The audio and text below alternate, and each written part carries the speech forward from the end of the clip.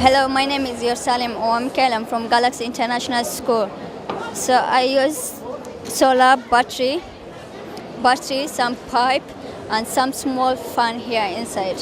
So I charge my solar using, I charge my battery using the solar. So that connected the small fan here.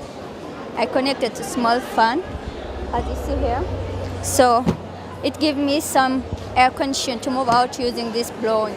If I shut it on here, the air come out. This project is very cheap to use it and very interesting even. If you don't have any power at home, you can use it because we are using battery. We don't need any power.